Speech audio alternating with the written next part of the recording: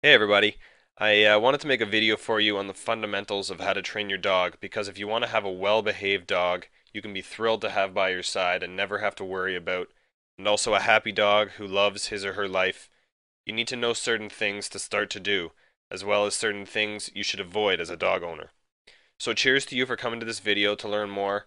By just taking a bit of time to get yourself educated on the subject, you can make all the difference and get a much better relationship with your dog soon.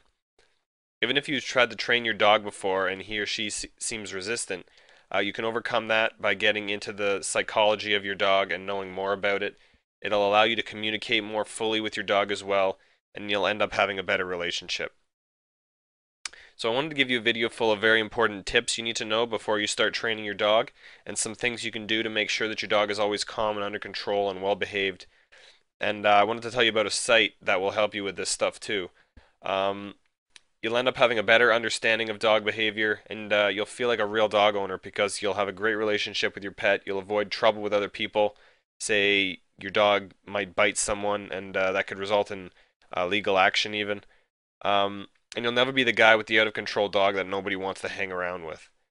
You can teach your dog tricks and stuff like that too, and if you're a single guy, your dog can help you pick up chicks. The best way to do that, as I've said, is to learn the psychology of your dog and learn the proven techniques to get your dog to follow any command you give and help it live better in a human environment. If you want a guide that comes from professional training experience and one that universally works with all common dogs, I'll have to recommend the guide at this site here, which I mentioned before. It really makes it easy for you because you'll see the whole picture and it gives you everything you'll need to fix your dog's behavior issues, any issues that your dog might have. It really takes care of it for you and shows you the steps you'll need to take. And it will help you to get your dog to get closer to your dog than you'd ever think you could just by understanding your dog better. So you can check it out at this link if you want to see it for yourself. It'll help you as well as your dog significantly.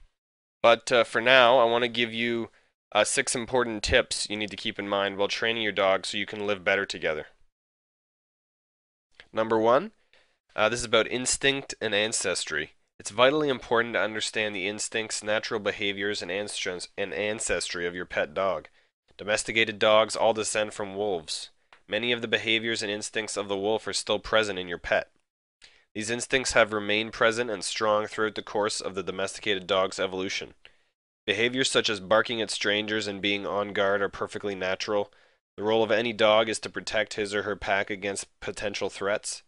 Your dog isn't barking to annoy you. Your dog is barking to alert you to a potential threat and to ward off whatever he or she is feeling threatened by. You have to understand that training involves directing the instincts which are already present in your dog. Your new dog will want to follow his natural instincts. Your role is to set achievable limits for him, but to understand and respect these instincts. Research the breed you intend to purchase as well. Some behaviors are common to all dogs. Some breeds have specific traits you should be aware of to effectively train them. Number two, pack instinct. Dogs are instinctually social creatures. Like the wolf, they are pack animals with distinct hierarchy. If there is no clear leader, your dog will attempt to fill that position. Not purely because he or she wants to be in charge, but because dogs need structure. They need to know their place in the pack. His household, including human companions, children, and other animals, are your dog's pack. Sorry. He needs to know his role in order to be happy and feel secure. A pack with no leadership is confusing, unsettling, and frightening for your dog. After all, if there is no pack leader, who will be responsible for supplying food? Who will protect the pack in the event of danger? Who will provide leadership and comfort? This is why a hierarchy is so important to a harmonious relationship with your dog. You must be the pack leader. As pack leader, it's your responsibility to fill all of these roles and a few others besides them. Show your pet you are the leader. Encourage him to defer to and to submit to you. This does not have to be done with punishment and physical abuse. Training builds a solid bond between yourself and your companion. Engage in training activities which encourage him to submit in a gentle manner. Shake paws, roll over, and kiss, among others, are submissive actions. Anytime your dog completes an action you request him to, he's submitting to you. Some dogs can be stubborn when it comes to submitting, but this is often because we as pack leaders are not consistent enough, and we allow our pets to get away with undesirable behavior too often. By being a pack leader, we allow our dogs to know their place within the pack and the world. Having a place within the hierarchy and knowing who is in charge allows a dog to feel settled, comfortable, and secure. He does not have to worry about anything except pleasing you. Number three, timing. When training, it's crucial to get the timing of the key word or hand gesture and the reward and praise correct. You cannot sit and explain to your dog what they did right or wrong. The dog must associate the command with the action he performs. The same principle applies to a reward. The reward or praise must come immediately upon completion of the desired command. For example, if your dog sits on command, then he should be praised and rewarded within a few seconds. This way he associates the successful completion of the command with good things. In this case, praise and reward from his pack leader. If you casually hand him a treat 30 seconds later, he will not understand why he's being rewarded. If you find you're struggling to teach your dog certain commands, you can wait and watch until he performs the desired action naturally. He may not immediately grasp the concept of laying down, for example. In this case, wait until he begins to lay down. Then perform your gesture and speak your command while he is in the process. Then praise and reward him. This way he'll begin to understand that when he performs this action on command, he will be rewarded. Number 4, patience and repetition. Training any dog or puppy is time consuming. As a human companion, you must exhibit patience during a training session. You shouldn't shout at the dog for not grasping what you're trying to convey. It's not a deliberate act. They just do not understand what you want. Training sessions should be short so that your dog does not become bored and so that you do not become too frustrated. If you find yourself losing patience and snapping at your friend, you should take a few deep breaths, and if this doesn't work, you should end the session and try again later. Repetition is one of the keys to training. For the dog to retain the information, the command should be repeated again and again, not only in one session, but repeated sessions on a daily basis. It also does not have to be confined to structured training sessions. Keep a pocket full of treats handy and request your dog perform actions randomly throughout the day. This takes your dog by surprise and ensures he does fully understand the command as opposed to just predicting what you want. Many human companions make the mistake of maintaining the same training routine in the same order. For example, the commands always follow the same pattern: sit, down, roll, roll over, shake paws, etc. Your dog will quickly learn this routine, and instead of concentrating on your command, he will follow the routine. Mix it up, catch him off guard. This will ensure that he retains the information. Also remember that training must be consistent. This means that each member of your household should command and reward in the same way. Also, if you do not want your dog to do something, never let him get away with it. If you are not consistent, he will continue to attempt the undesirable behavior just to see if he can get away with it. Number 5, socialization and exposure. Socializing your dog and exposing him to many new situations and environment is an important element of training. Dogs should learn to interact with strangers and people as soon as possible. The earlier you start this process, the easier it will be.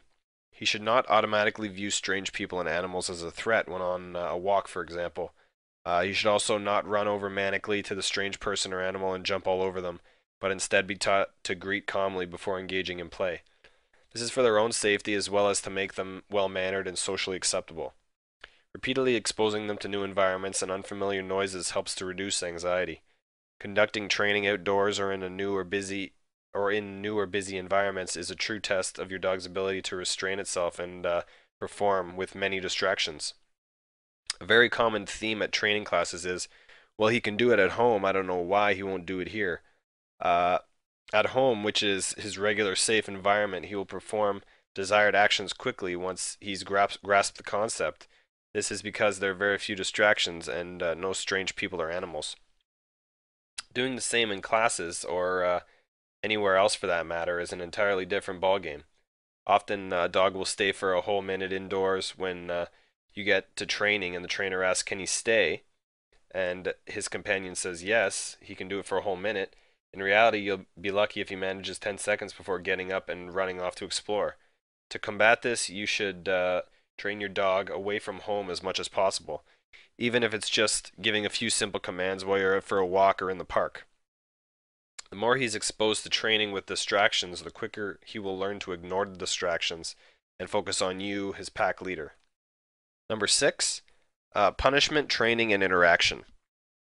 Punishment should never include physical abuse. There's no need for this behavior. There are far more constructive ways to discourage your dog from unwanted behavior. Your dog should never fear you. Instead, he should respect you and be eager to please you. The most effective punishment for your dog is to ignore him completely.